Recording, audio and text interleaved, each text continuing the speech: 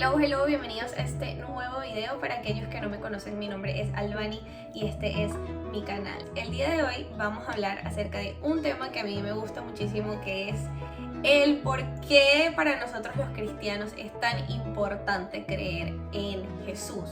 ¿Qué rol cumple Jesús en nuestra vida? Porque sencillamente no podemos ser buenos, hacer cosas buenas y eso ser suficiente para Dios y eso ser suficiente para entrar al cielo. Hoy voy a tratar de explicarles muy básicamente, porque este realmente es un tema bastante complicado y extenso, pero muy básicamente a explicarles por qué para nosotros es imprescindible creer en Jesús. Y si te llamas cristiano, pues tienes que creer esta verdad, porque si no, sencillamente no eres cristiano.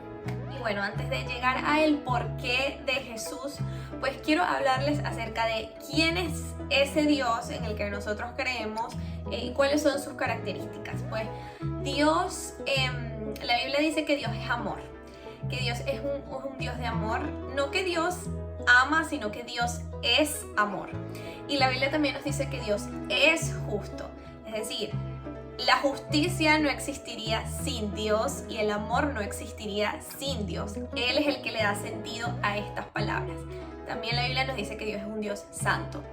Entonces, cuando nosotros entendemos que Dios es un Dios justo, que es un Dios que siente ira cuando ve a un hombre o a una mujer abusar de una persona, de un niño, que es un Dios que siente ira cuando ve a alguien asesinar a otra persona, cuando es un Dios que no está de acuerdo con las injusticias, pues podemos empezar a leer el libro de Génesis y entender por qué en el momento en el que Adán y Eva deciden desobedecer a Dios, deciden rebelarse en contra de la voluntad de Dios, pues ellos enfrentaron una consecuencia. Y la consecuencia de esta desobediencia, de esta decisión a la cual Dios llama pecado, fue la separación de el hombre y Dios. Ahora, esta separación trajo una consecuencia física y trajo una consecuencia espiritual, que es la muerte. La Biblia nos dice que la paga del pecado es la muerte. Ahora, ¿por qué una consecuencia física? Porque antes del momento en el que el pecado entró al corazón del hombre, ellos no habían experimentado la muerte física. Ellos vivían eternamente con Dios. Y una muerte espiritual porque el hombre tenía una relación de absoluta armonía con Dios. El momento en el que esta relación se vio rota, se vio interrumpida, pues significaba que el hombre ya no estaba atado a la fuente de la vida, al dador de la vida. Y si no estás atado a la fuente de la vida, pues esto te trae como consecuencia la muerte. En este caso, la muerte espiritual. Entonces por eso hablamos de muerte física y muerte espiritual del hombre. Ahora, evidentemente, como Dios es un Dios de amor, pues Él se encargó de buscar la forma de lidiar con o mejor dicho, de resolver esta maldad que se había instaurado en el corazón del hombre. Él tenía que erradicar eso del corazón del ser humano. No podía sencillamente como que ignorar el pecado y esto no existe, porque es un Dios justo y es un Dios santo. Pero como también es un Dios de amor, pues Él dijo: yo voy a hacer algo, yo les prometo que yo voy a resolver esto, y ese pecado que se engendró en sus corazones, pues yo voy a buscar la solución. Y este plan de redención para la humanidad, pues los vemos desde el primer libro de nuestra Biblia, que es Génesis, hasta el último, que es Apocalipsis. Vemos lo que Dios hizo en el pasado, lo que está haciendo y lo que hará en un futuro. Si nos vamos un poco después de la historia de Adán y Eva, vamos a encontrarnos con la historia de Abraham. Abraham fue un hombre que Dios lo eligió y Dios le habló y le reveló ciertas cosas y le hizo varias promesas. Y una de esas promesas fue que su descendencia iba a ser de bendición para el resto de las naciones, es decir, para el resto del mundo. El momento en el que Dios le hizo esta promesa a Abraham no tenía hijos, y no solo no tenía hijos, sino que era un hombre ya bastante avanzado en edad. Entonces, a los ojos de cualquier ser humano, esto hubiese sido casi que imposible. Probablemente Abraham le hubiese dicho a Dios: Dios, tú estás loco, es imposible que yo tenga hijos ya con la edad que tengo. Y Abraham le creyó a Dios aun cuando lo que Dios le estaba prometiendo parecía imposible. Abraham le creyó a Dios y Dios cumplió su promesa como siempre, y Abraham vio hacerse realidad ese deseo de tener una descendencia, de tener un hijo. Abro paréntesis, a partir de Abraham es que nace lo que conocemos como el pueblo de Israel. Cierro paréntesis. Años después vemos que un hombre de la descendencia de Abraham llamado Moisés, pues Dios también le reveló ciertas cosas, le habló, y una de esas cosas que le reveló fueron una serie de mandamientos, los popularmente conocidos como los 10 mandamientos. Y estos mandamientos realmente fueron una forma en la que Dios se dio a conocer a su pueblo, se dio a conocer su carácter y les dijo: hey, esto es lo que está bien para mí y esto es lo que está mal ante mis ojos.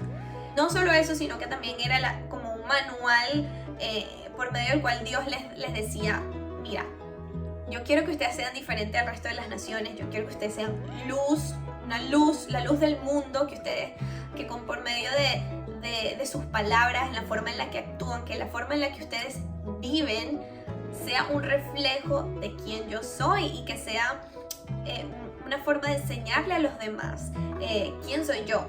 Lo otro que logró hacer Dios con estos mandamientos fue no solo revelar su corazón, sino también revelar el corazón del hombre. Porque cuando el hombre se dio cuenta de lo incapaz que era de cumplir estos mandamientos, ese fue el momento en el que el hombre se dio cuenta realmente de su pecado, de cuál es nuestra verdadera naturaleza. Entonces fue como Dios diciendo: epa, este es mi corazón y este es tu corazón, y mira lo alejado que está tu corazón del mío. Es imposible para ti acercarte a mí porque todo lo que tú quieres es contrario a lo que yo quiero, y humanamente no hay esfuerzo que puedas hacer para cumplir con esto, para acercarte a mi corazón. Tiene que haber algo más. Y llegamos a la parte que puede ser confusa y un poco extraña, pero voy a tratar de explicárselos.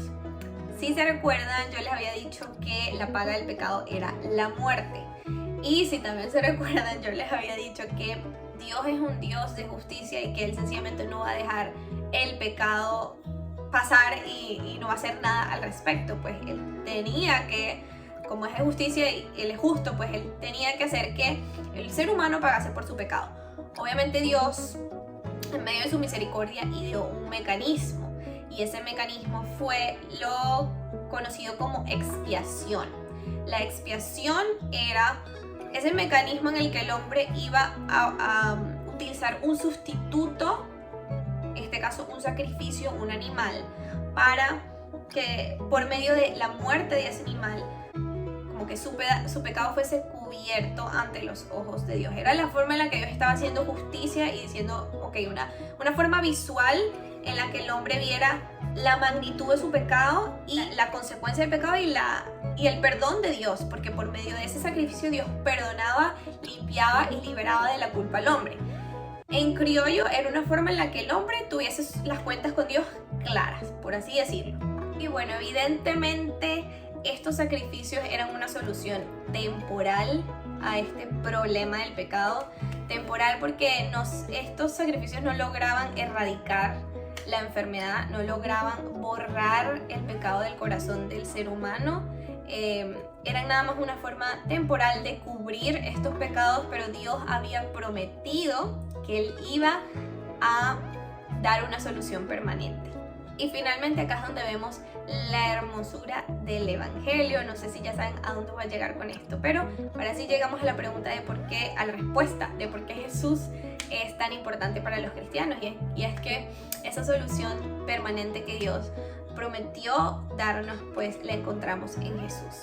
Jesús, la Biblia nos dice o lo nombra como el Cordero Perfecto de Dios, ese sacrificio perfecto que Dios nos regaló, que Dios nos entregó desde el cielo, porque Juan 3:16 nos dice: de tal manera amó Dios al mundo que dio, que entregó a su Hijo unigénito, para que todo aquel que en Él crea, todo aquel que crea en el sacrificio de Jesús, no se pierda, sino que tenga vida eterna, y que esa vida eterna sea con Él, con el Padre. Entonces Jesús murió en esa cruz, recibió el castigo de nuestro pecado, el castigo que tú y yo nos merecíamos por todos los pecados que hemos cometido y que cometeremos. Y al tercer día resucitó. Y esa resurrección es lo que nos demostró que Jesús no era cualquier hombre, sino que Jesús era el Hijo de Dios. Y que ese sacrificio que le había hecho realmente sí había valido la pena, que realmente sí iba a ser un cambio real y tangible en nuestra vida. Si Jesús hubiese muerto en la cruz y no hubiese resucitado, pues fuese un hombre más. Pero es justamente la resurrección lo que movió a esos testigos que vieron a Jesús resucitado a empezar a vivir para Cristo y a empezar a testificar delante de todos los que conocían, aún siendo perseguidos, aún siendo maltratados, aún siendo muchos apedreados hasta muerte. Fue lo que los llevó a ellos a abandonar todo lo que habían creído, abandonar todo lo que tenían y empezar a vivir por Cristo, porque justamente vieron a Jesús resucitado y creyeron: este es el Cordero de Dios que quita el pecado del mundo. Esta es la provisión de Dios para erradicar por siempre la maldad del corazón del hombre. Entonces Jesús logró tantas cosas en esa cruz, no solo el perdón de los pecados, no solo el limpiarnos de la culpa, sino que también logró restaurar nuestra relación con el Padre. Significa que ya no necesitamos mediadores, que ya no necesitamos sacrificios, que no hay esfuerzo humano que podamos hacer para llegar a Dios, sino que Dios se encargó de llegar a nosotros, Dios se encargó de crear la vía para que nosotros pudiésemos volver a relacionarnos con Él. Todos aquellos que creemos y ponemos nuestra fe, que nos arrepentimos de nuestros pecados, que ponemos nuestra fe en Jesús, tenemos la promesa de que experimentaremos una vida eterna a su lado.